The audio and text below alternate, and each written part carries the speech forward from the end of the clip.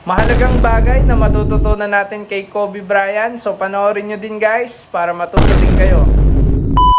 Magandang araw na naman sa ating lahat at panibagong kwentong kanegosyo na naman tayo. At ako muli ang inyong kanegosyo Harold para mag-share sa inyo ng ating kwentong negosyo. So guys, ngayong araw na to pag-uusapan natin yung isa sa kasing galing ko maglaro ng basketball. Ayan.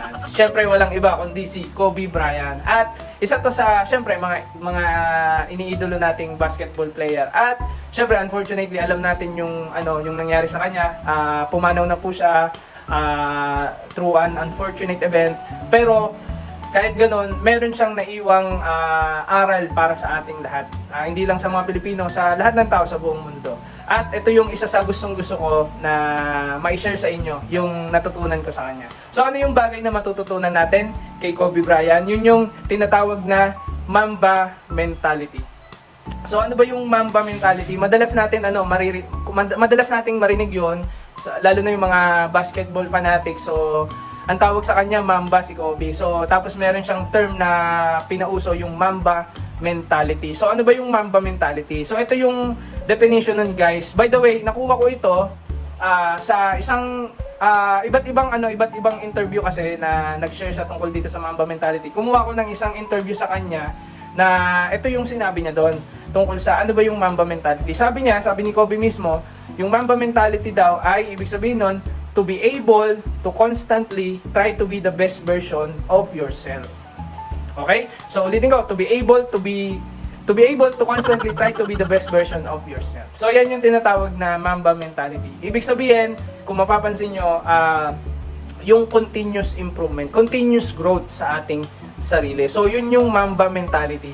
So kung ating iisipin, maihahalin tulad natin siya sa growth mindset. Okay? So ito yung version ni Kobe ng growth mindset niya. So pareho lang sila, pareho yung konsepto. So pero yung Mamba mentality, kung mapapansin nyo, mas intentional yung definition niya. Mas intentional yung pag-grow na ginugol dito. Mas intentional. Why? Kasi kung titingnan nyo sa definition, kailangan may action ka eh. Kailangan meron kang pagkilos para ma-achieve mo to.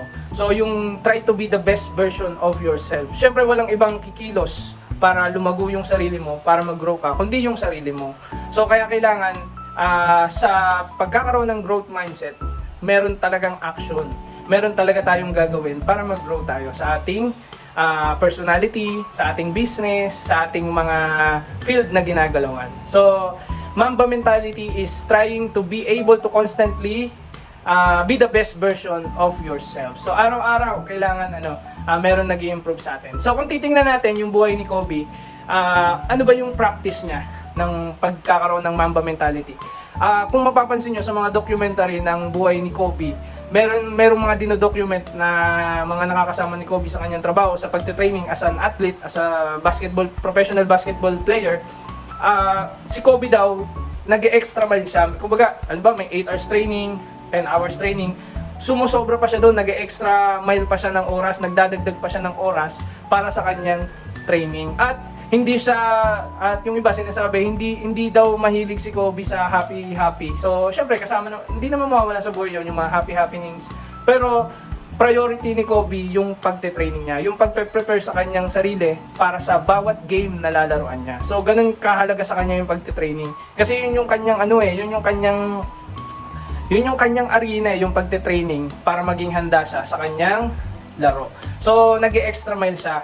So gusto niya kasi bukas mas improve ako kaysa sa kahapon. Yung sarili ko nag-improve. So ganun din tayo sa ating personality. Mahalaga na meron tayong Mamba mentality mindset. Parang growth mindset siya.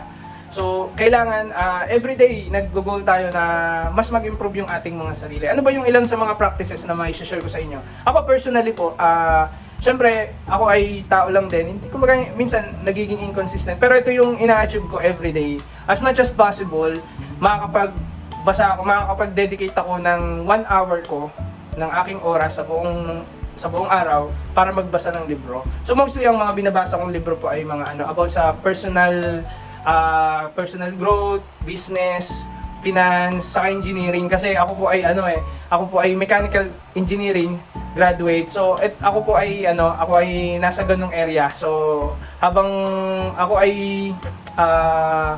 bata pa, syempre gusto ko mas matuto pa ako lalo dun sa profession na ginagalawan ko. So kaya hindi kasama yung mga engineering books sa binabasa ko. Continuous po ako. Kung di naman magbabasa, as much as possible in a span of 1 year, kahit makatapos ako ng 2 online course na 3 months o 4 months tatakbo. So about sa 3 area din na yun, na personal growth, sa business at saka sa engineering. Kasi yan yung aking mga ayan yung aking mga interest, yung mga field of interest ko. So iba-iba naman po kasi tayo. Meron kasi sa atin yung iba yung profession, may mga doktor, may mga singer, may artist, may mga vlogger, may mga yung sa food business. So iba-iba po tayo ng area.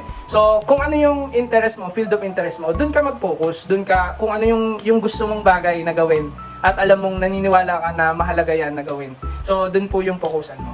At continuously i-training po natin yung ating sarili katulad ni Kobe para mas maging effective tayo sa ating field na ginagalawan, para mas maging expert tayo sa ating field na ginagalawan. So yung araw-araw na yan na 1 hour extra mile training, yung araw-araw na yan sa isang taon sobrang dami mong na-achieve para sa sarili mo, para sa iyong personal growth, para sa growth ng business mo, para sa growth mo sa expertise na o sa field na ginagalawan mo. At mahalaga po yun na maging part ng ating buhay. So yun lang po, Mamba mentality, lagi po nating tatandaan yan. Parang growth mentality po yan. Parang growth mindset po yan. So Mamba mentality ni Kobe Bryant. So salamat po mga kanegosyo. At kung gusto mong matulungan ang iyong mga kaibigan, i-share mo din to sa kanila para sama-sama po tayong umunlad, sama-sama po tayong matuto at umasenso sa ating buhay at sa ating pagnenegosyo. So salamat po guys at God bless po sa inyong lahat.